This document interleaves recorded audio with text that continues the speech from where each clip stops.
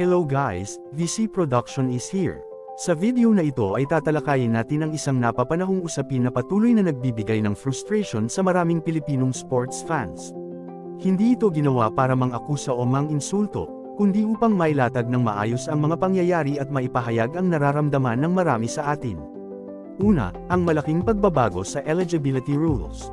Noon, simple ang batayan, kung hawak mo ang passport ng iyong bansa, karapat-dapat kang maglaro. Iyan ang naging pundasyon ng SEA Games sa loob ng maraming taon. Ngunit sa mga nakaraang edisyon, unti-unting naging masalimuot ang proseso. May mga bansa na tila may kaluwagan sa aplikasyon ng mga patakaran, samantalang ang Pilipinas ay dumaraan sa mas mahigpit na pagsusuri. Sa papel ay mukhang tama, ngunit sa aktwal na epekto, lumilitaw ang hindi pagkakapantay-pantay. Pangalawa, selective implementation ng mga patakaran. Isang mahalagang punto ang fairness.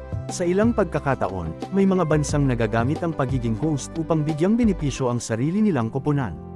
May mga manlalarong foreign-born na tinuturing na lokal, kahit hindi naman tunay na lumaki roon. Samantala, ang ating mga Phil-foreign athletes na may kargang dokumento at totoong dugong Pilipino, minsan ay nakaharang o napoproseso ng labis. Ito ang mga sitwasyong bumubuo ng duda at agam-agam, pare-pareho ang venue, pero magkaiba ang standards. Pangatlo, ang problema ng biglaang pagbabago ng rules. Ito ang madalas tumama sa Pilipinas. May mga pagkakataong nakapaghanda na tayo, buo na ang line-up, kumpleto ang training camp, nakasentro na ang sistema. Ngunit sa halos huling sandali, may bagong guidelines na ipatutupad.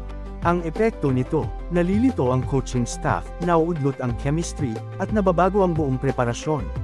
Bagamat legal ang ganitong modification, malinaw ang tanong, bakit ito laging nangyayari kapag malakas ang inaasahang kalaban? Pang-apat, ang matagal ng pattern ng kontrobersya sa SEA Games. Hindi na bago ang ganitong usapin.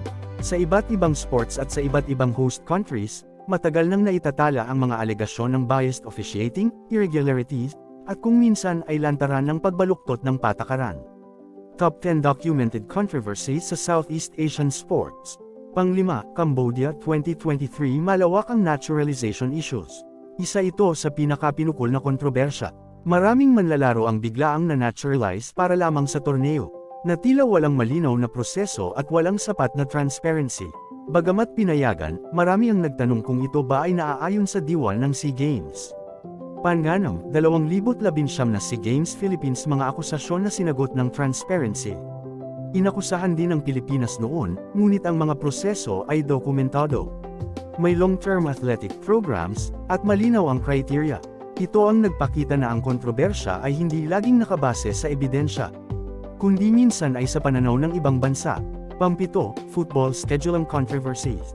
May ilang SEA Games editions na nagkaroon ng schedule manipulation, kung saan mas maigsi ang recovery time ng visiting teams kumpara sa host. Isang malaking disadvantage lalo na sa endurance-based sports tulad ng football. Pangwalo, volleyball officiating bias. Paulit-ulit na umuugong ang reklamo tungkol sa selective referee calls, including delayed whistles at questionable challenges, na kadalasang pumapabor sa host country. Pangsyam, boxing judging scandals.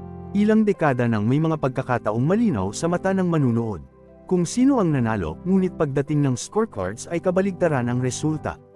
Ito ang isa sa pinakakilalang kontrobersya sa buong Southeast Asia. Pang-10, gymnastics scoring irregularities. Sa mga sports na subjective ang judging, may pattern na mas mataas ang scores ng host country kumpara sa ibang delegasyon. Kahit mas malinis at mas solid ang performance ng kalaban. Pang-11, lane assignment issues sa athletics. May mga pagkakataong ang mas mababang ranked athlete ng host country ay nabibigyan ng mas paboribleng lane assignments, habang ang mas mataas ang rankang mula sa ibang bansa ay napupunta sa mas mahirap na lane. Pang-12, taekwondo home bias calls. May mga reklamo tungkol sa missed points at selective penalties, na halos lahat ay pumapabor sa home athletes. Isang sensitibong issue dahil electronic ang scoring, ngunit ang penalties ay referee judgment pa rin. Pang-13, badminton draw manipulation accusations. Hindi ito opisyal na napatunayan, ngunit matagal ng usap-usapan ang strategic match outcomes, para maiwasan ang malalakas na team sa knockout rounds. Pang-14, age cheating in youth divisions. May mga record ng teams na may overaged players, pero nakalusot sa documentation. Isang isyu na paulit-ulit na iniuulat sa ASEAN Youth Competitions. Pang-15, Budget and Venue Advantage. Kapag host, may control sa venue, equipment, at accommodation. May mga tournament na nagkaroon ng substandard courts, kulang sa training facilities, o kaya mas maganda ang tirahan ng home athletes kumpara sa bisita. Bakit ito mabigat para sa Pinoy? Hindi ito simpleng talo o panalo. Hindi rin ito tungkol sa pagiging pikan o hypersensitive. Ito ay tungkol sa prinsipyo, na ang bawat atleta ay dapat lumaban sa patas na kondisyon. Kapag ang Pilipinas ay natatalo dahil kinyo lang tayo sa execution, madaling tanggapin yun bilang bahagi ng laro. Ngunit kapag ang pagkatalo ay nanggagaling sa patakarang binago, ipinilit, o ginamit upang magbigay ng kalamangan sa iba, iyon ang nagbibigay ng bigat sa damdamin ng mga Pilipino. Ito ang tunay na dahilan kung bakit marami ang nagsasabing, lutong Macau. Hindi ito gawa-gawa, may pattern, may batayan, at may kasaysayan. Pangwakas, ano ang dapat maging aral? Kailangan natin ng patas na sistema. Kailangan ng malinaw na patakaran na hindi nagbabago depende kung sino ang host. At higit sa lahat, kailangan ng respeto sa integridad ng laro. Ang SEA Games ay dapat maging lugar kung saan sinusukat ang tunay na galing ng bawat bansa, hindi ang galing sa pagbaluktot ng batas. At dito ko natatapusin ang video. Maraming salamat sa inyong pakikinig. Naway magsilbi itong paalala na ang esports ay higit pa sa medalya. Ito ay laban para sa katapatan, dignidad, at respeto.